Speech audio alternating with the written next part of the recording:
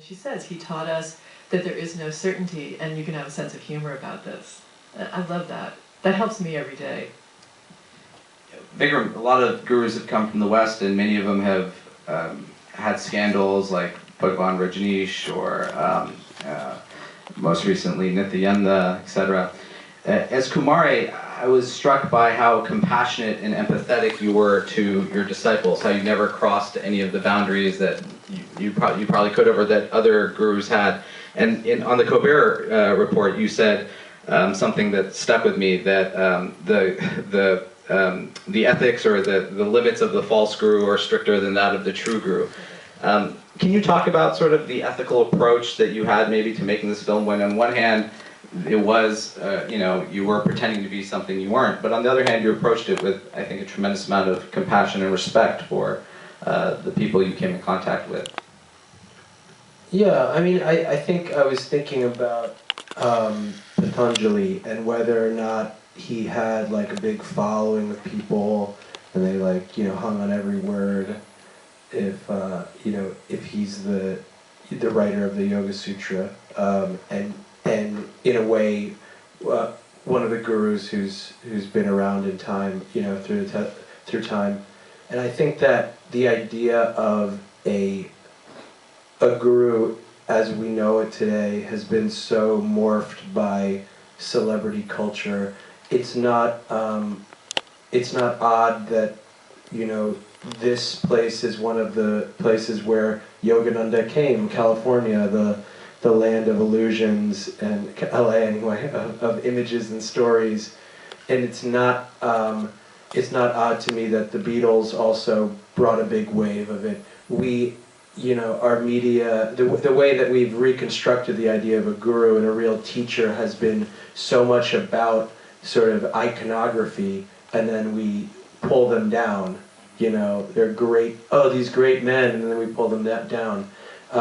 Whereas the stories that I grew up around, reading about as a kid about gurus in ancient times, it didn't seem like there was any celebrity around them. It seemed like they lived in a little house, very humble means, and people got to see what they did every day, how they treated people around them, how they dealt with money or the lack of it. And I think that's a clear, recreation by modern times of what a guru is. So, a fake guru for me, Kumari, I remember one person said, I can't believe that he would spend so much time with us. And I think that came from the idea of, well, this man must be so much bigger, he has to go and, be with all of these important people, as opposed to, I was just sitting there listening to people. So I think that was confusing for people, and in a way, otherwise, there's a power attached to this sort of celebrity guru thing. But I do think it's sort of in a, our communal creation here, and it's gone back to India, and it's thriving in India as well. But I don't really know where that came from. I don't think it came from anything more than 100 years old. And I think that's been an invention by the West and at modern times. Maybe not the West, but modern times for sure. I think it's a real conundrum because, we interviewed Varun actually for the Yogananda film, and, you talked about the meeting of East and West and the Dharma coming to the West. And we live in a media age, a global media age, where it's very hard for someone to remain anonymous in a thatched hut, in a forest. And there is an impulse to concretize and solidify, and I've seen teachers come here, really, I think, terrific, skillful teachers, and they have to, they start founding things, centers and buildings, and I'm always disappointed when I see that happen, and yet, if you love the teachings, you want to share them, so I find it a real conundrum. Do you think film is the new Dharma text? I mean, with the advent of technology, the propagation of religious teachings has always changed, whether it be an oral tradition, the printing press, recording technology, now video technology. So what do you think? I mean, do you view your films as a new type of Dharma teaching of sorts? I think that, I think it's an interesting creative challenge as a filmmaker. Can you transmit teachings? Can you transmit the Dharma, the Eastern teachings, through cinema? Cinema is a visceral medium. I mean, the teachings tell us you don't get it from your head.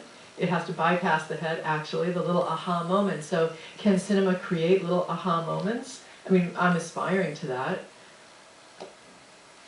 Vikram, we're here at the film school with young filmmakers, so I want to ask you a question about sort of your process and craft.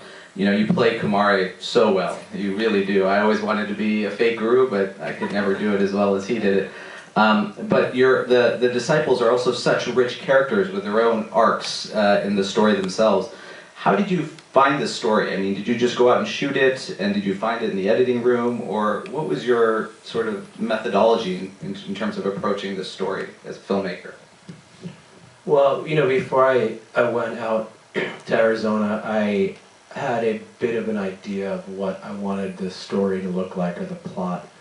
And it is what you see in the film. It is, you know, me going, meeting people, finding a group of students, focusing on their lives. Initially, I think we thought, hey, perhaps we'll try to get as many people to follow as possible.